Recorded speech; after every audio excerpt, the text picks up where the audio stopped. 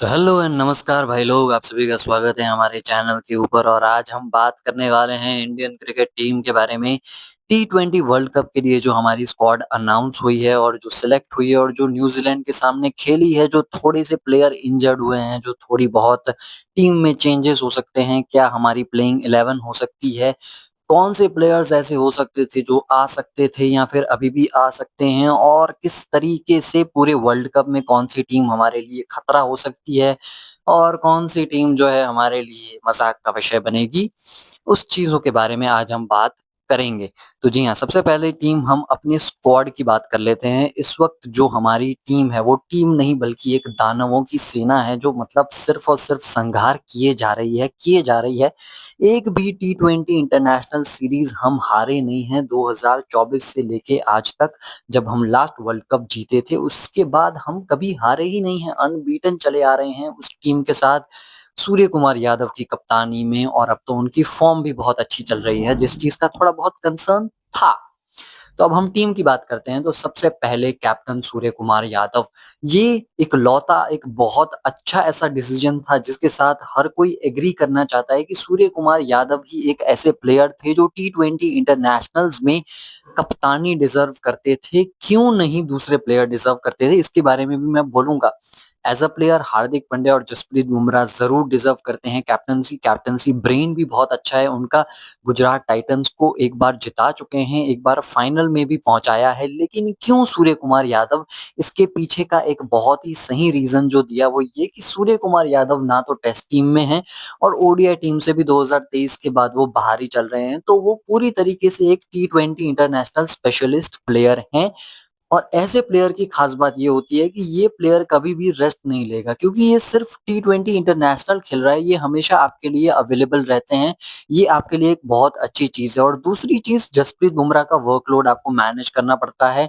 Same with Hardik Pandya का भी workload manage किया जा रहा है। उनको ओडीआईज नहीं खिलाया जा रहे हैं, सिर्फ टी20 इंटरनेशनल अभी वो खेल रहे हैं। उसके पीछे का रीजन यही है कि इंजरी प्रोन है। तो जो इंजरी प्रोन प्लेयर्स होते हैं उनको कैप्टेंसी देने में ये एक प्रॉब्लम रहती है कि शायद वो हमेशा आपके लिए अवेलेबल ना रहें, जो कि हमने टी20 इंटरनेशनल अभी जो एशिया कप हुआ, एशिया कप के फाइनल में भी हमने वही चीज देखी कि हार्दिक पांड्या अवेलेबल नहीं थे। शिवम दुबे हालांकि अकेले ही काफी थे पाकिस्तान के लिए तो। लेकिन यही बात जो आती है ऐसी सिचुएशन में आ जाती है कि भाई हार्दिक पांड्या और जसप्रीत बुमराह से पहले सूर्य कुमार यादव को कप्तान बनाया गया, जो कि बहुत ही अच्छा डिसीजन था क्योंकि वो हर मैच में अवेलेबल रहते हैं। और फिलहाल टी20 इंटरनेशनल में उनके जैसा बल्लेबाज मिलना बहुत ज्यादा मुश्किल है, स्पेशली मिडिल ऑर्डर में। तो Suryakumar Yadav as a captain is the great choice. और वो चीज हमें दिख रही है कि टीम हमारी पूरी तरीके से डोमिनेट करती चली आ रही है। उसके अलावा ओपनिंग में अभिषेक शर्मा, भाई अभिषेक शर्मा से बेहतर टी20 इंटरनेशनल प्लेयर फिलहाल तो कहीं पे भी नहीं है। मतलब ट्रेविस हेड भी थोड़ा सा अभी पीछे हट गए हैं। क्यों? क्योंकि भाई ट्रेविस हेड पाकिस्तान में फेल हो गए। ये बंदा कहीं पे भी फेल नहीं हो रहा है, इसने जहां गया है वहां पे रन्स मारे हैं। इंग्लैंड में, इंग्लैंड जब इंडिया आई थी तब यहाँ पे रन्स मारे थे। जब हम ऑस्ट्रेलिया गए वहां पे भी रन्स मारे थे। कोई ऐसी टी20 इंटरनेशनल सीरीज है ही नहीं, एशिया कप नहीं है जहां पे इसने रन्स ना बनाए हों।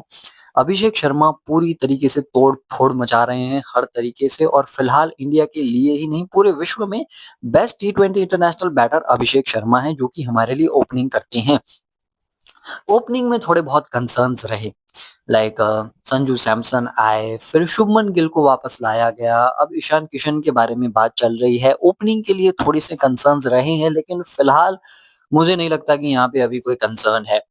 ईशान किशन खेलने वाले हैं, ये चीज अब 99% चांसेस तय हो चुकी है कि ईशान किशन ही ओपनिंग करेंगे अभिषेक शर्मा के साथ, क्योंकि तिलक वर्मा वापस आ गए हैं। तो तिलक वर्मा नंबर 3 या 4 पर खेलेंगे, सूर्य कुमार यादव 3 और 4 पे। वो दोनों की जो है वो स्वैपिंग चलती रहती है, which is a good left right combination है। दोनों को ही अलग अलग सिचुएशन में खेलना आता है, इसलिए 3-4 पे वो दोनों फिक्स रहते हैं। तो अब ईशान किशन को अगर टीम में खिलाना है तो उसको ओपनिंग ही देनी पड़ेगी। और क्योंकि संजू सैमसन 5 टी20 इंटरनेशनल में नहीं चले हैं, हालांकि उसमें पूरी गलती संजू सैमसन की नहीं है, लेकिन अभी टीम जो है वो सबसे ज्यादा ऊपर है। तो आपको पता है कि भले ही संजू सैमसन की गलती नहीं है, फिर भी हो सकता है कि मोस्ट लाइकली चांसेस होंगे कि ईशान किशन ही आपको ओपन करते हुए नजर आएंगे अभिषेक शर्मा के साथ। लेकिन अगर संजू सैमसन को एक और चांस दे भी दिया जाए, क्योंकि 3 क्या चारों की चारों टीम्स हमारे ग्रुप में बहुत ही ज्यादा थोड़ी-सी कमजोरियां, इंक्लूडिंग पाकिस्तान। जिस तरीके की टी20 क्रिकेट वो खेलते हैं, आई एम श्योर वो हमारे लिए नमीबिया से बढ़कर टीम तो नहीं है। नहीं, मजाक में नहीं बोल रहा हूँ, मैं सीरियसली बोल रहा हूँ, प्लेयर वाइज अभी उस टीम की हैसियत फिलहाल उतनी ही है। तो अगर हम उन टीमों के सामने संजू सैमसन को भी मौका देते हैं तो भी कोई प्रॉब्लम नहीं होगी। The only reason Ishan Kishan को मौका मिलना चाहिए क्योंकि इस वक्त ही इज मोर डिजर्विंग।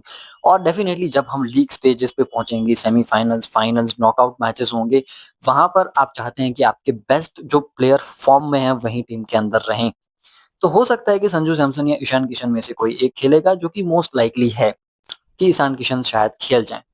तो चाहे जो भी खेले, overall every player is a great player. Sanju Samson अकेले भी मैच जिताने की काबिलियत रखते हैं। Form is temporary my friend, क्योंकि सूर्य कुमार यादव भी इस सीरीज से पहले अच्छी फॉर्म में नहीं थे, अभी मैन ऑफ द सीरीज बन चुके हैं। विराट कोहली भी उस टी20 वर्ल्ड कप में, पूरे टी20 वर्ल्ड कप में अच्छा परफॉर्म नहीं कर पाए थे, फाइनल में मैन ऑफ द मैच बन गए थे। तो प्लेयर तगड़ा होना चाहिए, फॉर्म आती जाती रहती है, जो कि संजू सैमसन है। तो ओपनिंग भी हमारी सॉर्टेड है, विकेट कीपर भी हमारे सॉर्टेड हैं। तिलक वर्मा के ऊपर तो कोई सवाल है ही नहीं। बंदे से अभी मतलब क्लच या एंकरिंग वाली अगर मैं चीज बोलूं तो Tilak Varma is the best player to fit in the team. Tilak Varma किसी भी तरीके से ड्रॉप नहीं होने चाहिए, वो अगर फिट हैं तो वो जरूर खेलेंगे। नंबर 5 पे हमारे पास हार्दिक पांड्या हैं, फिर हमारे पास शिवम दुबे हैं, दो तगड़े ऑलराउंडर्स। और यस, शिवम दुबे तगड़ा ऑलराउंडर है भाई, ये चीज अब फिक्स हो चुकी है। बंदा नंबर 4 पे आता है तो स्पिनर्स को धोता है, लास्ट में आता है तो फिनिशर बन के डेथ ओवर्स में जो डेथ बॉलिंग कर रहा होता है उसको धो रहा है। बॉलिंग में भाई एक्सप्रेशन से ही विकेट गिरा दे रहा है, बॉल तो बाद में विकेट ले रही है, पहले खुद ही बैट्समैन को दिमाग में आउट कर देता है, इतना ऐसा मतलब खतरनाक मुंह बनाता है। और मजाक को भी छोड़ा जाए तो भी Shivam Dubey is a great player, ये चीज अब फिक्स हो चुकी है। और बहुत अच्छे ऑलराउंडर हैं। Rinku Singh is a great watch, क्योंकि बहुत ही तगड़े फिनिशर हैं। और मिडिल ओवर्स में भी हमने देखा था अफगानिस्तान के सामने जब मैच फंसा था, रोहित शर्मा के साथ बहुत ही सूझबूझ के साथ पारी खेली थी, तो वो हर तरीके की पारी खेलना जानते हैं। ये रिंकू सिंह भी हमारे लिए एक बहुत अच्छी चीज है। और फिनिशिंग में तो भाई बंदा एक ओवर में 5 छक्के मारने की काबिलियत रखता है, तो इससे ऊपर आपको क्या ही चाहिए। उसके बाद हम स्पिनर्स की बात करें तो पहले तो स्पिन ऑलराउंडर अक्षर पटेल हमारे लिए गोल्ड माइन है। अक्षर पटेल इंजर्ड ना हो, इसकी हमें दुआ करनी चाहिए, क्योंकि वॉशिंगटन सुंदर इंजर्ड हो चुके हैं। लेकिन अगर अक्षर पटेल इंजर्ड होते हैं तो डेफिनेटली हमारे पास टीम कॉम्बिनेशन रहता है हर्षित राणा की नंबर 8 की बल्लेबाजी की वजह से। लेकिन अगर अक्षर पटेल टीम में है तो वो एक बहुत ही बड़ा प्लस पॉइंट है, क्योंकि बड़े बड़े बैट्समैन की विकेट ले लेते हैं वो फंसा के, क्योंकि वो फ्लाइट देते हैं और कैच आउट होने के चांसेस बहुत ज्यादा होते हैं। और तेज भी डाल सकते हैं तो बोल्ड भी कर सकते हैं सीधी गेंद में। तो अक्षर पटेल की वो खास बात है। और दूसरी, बल्लेबाजी में भी एंकरिंग का रोल भी कर सकते हैं और एंड में आके फिनिशिंग भी जानते हैं बहुत अच्छा। तो एक तरीके से बहुत ही तगड़े प्लेयर हैं हमारे लिए अक्षर पटेल नंबर 8 पर। हर्षित राणा की हम बाद में बात करते हैं, पहले बात करते हैं दूसरे स्पिनर कुलदीप यादव और Varun Chakravarthy. I don't feel कि कुलदीप यादव के 2-3 मैच खराब हो गए इससे वो खराब स्पिनर है। He is still a great match winner और बहुत तगड़ा एक्सपीरियंस है भाई। अब मैं कुलदीप यादव को भी वो केएल राहुल, श्रेयस अय्यर, ऋषभ पंत, जसप्रीत बुमराह उन्हीं कैटेगरी में रखता हूँ। इवन वरुण चक्रवर्ती से भी ऊपर, क्यों? क्योंकि वरुण चक्रवर्ती का फिलहाल का फॉर्म बहुत अच्छा है, लेकिन एक्सपीरियंस की बात करें तो कुलदीप यादव कहीं ज्यादा बेहतर हैं उस मामले में। और चाइना मैन स्पिन बॉलिंग चलती है, बहुत तगड़ी चलती है इंडिया में, लेकिन फिलहाल क्योंकि एक तो ओस आ जाती है और दूसरी इंडियन पिचेस वैसी बन रही हैं कि टर्न नहीं है। तो एक रिस्ट स्पिनर के लिए अगर टर्न नहीं है तो उसमें उस बेचारे की क्या गलती है, उसकी क्या ही गलती है। डेफिनेटली यहाँ पर फिंगर स्पिनर्स और जो फास्ट डालने वाले स्पिनर्स होंगे, ऑफ स्पिनर्स होंगे, वो ज्यादा चलेंगे। इस वजह से वरुण चक्रवर्ती चल रहे हैं और that is not the only reason, Varun Chakravarthy बहुत अच्छे गेंदबाज भी हैं। तो अगर देखा जाए तो दोनों में से कोई भी खेले, हमारी टीम बहुत तगड़ी है बॉस उस मामले में भी, तो हमें उस बारे में भी वरी करने की जरूरत नहीं है। रवि बिश्नोई बैठा है, वो भी बहुत तगड़ा स्पिनर है। इसके अलावा जिसको कंसिडर भी नहीं किया जा रहा है, युजवेंद्र चहल, अगर उसको आके खिला लें तो वो भी खेल लेगा भाई और जिता देगा हमको। इतनी तगड़ी स्पिन बॉलिंग है हमारे पास, तो हमें उस मामले में चिंता करने की कोई जरूरत नहीं है। हालांकि वॉशिंगटन सुंदर जो है वो इंजर्ड हो चुके हैं और वो क्या टी20 वर्ल्ड कप के लिए अवेलेबल होंगे या नहीं होंगे, ये एक कंसर्न है, एक मैटर ऑफ फैक्ट है, जो कि डेफिनेटली देखा जाएगा। अगर वो नहीं खेल रहे हैं तो रियान पराग के बारे में बात चल रही है कि रियान पराग खेलेंगे। As a spinner I feel Washington Sundar definitely थोड़े से आगे हो जाएंगे, लेकिन as a batter Riyan Parag थोड़े आगे हो जाएंगे। तो आई डोंट थिंक सो कि शायद अगर रियान पराग को रिप्लेसमेंट बताया भी जाए तो भी अगर पिच की कंडीशन वैसी नहीं है जहाँ पे स्पिनर्स को ज़्यादा मदद है, रियान पराग शायद टीम का हिस्सा नहीं होंगे और इवन वॉशिंगटन सुंदर भी शायद टीम का हिस्सा नहीं होंगे। वॉशिंगटन सुंदर का क्या केस था कि अगर अक्षर पटेल नहीं है तो लाइक टू लाइक रिप्लेसमेंट हो जाएगी। एक लेफ्ट आर्म स्पिनर है, एक राइट आर्म ऑफ स्पिनर है। तो शायद मतलब एक बैकअप हो सकते हैं क्योंकि अब जडेजा रिटायर हो चुके हैं तो आपको 2 स्पिनर्स के साथ तो जाना पड़ेगा ऐसे फिंगर स्पिनर्स जो ऑलराउंडिंग वाला रोल प्ले करते हों।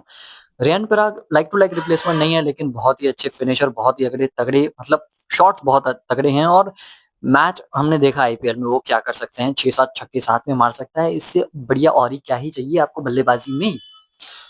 उसके अलावा फास्ट बॉलर्स की अगर हम बात करें तो अर्शदीप सिंह एंड जसप्रीत बुमराह इससे तगड़ी जोड़ी नहीं है, कहीं पे भी नहीं है। ऑस्ट्रेलिया में भी भाई स्टार्क रिटायर हो चुका है, कमिंस नहीं है, तो इतनी अच्छी बॉलिंग अब किसी के पास भी नहीं है जितनी इंडिया के पास फास्ट बॉलिंग है, स्पेशली इंडियन पिचेस के ऊपर। जसप्रीत बुमराह 4 में 58 खाए उससे कोई फर्क नहीं पड़ता, ये क्लच प्लेयर है, ये किसी भी मोमेंट क्लच कर देगा। और पाजी क्या कर सकते हैं ये पाजी ने हमें बता दिया, 2 ओवर में अगर 40 भी पड़ गए ना उस मैच में भी अपनी बेस्ट बॉलिंग वाले फिगर में लेके दिखा सकता हूँ।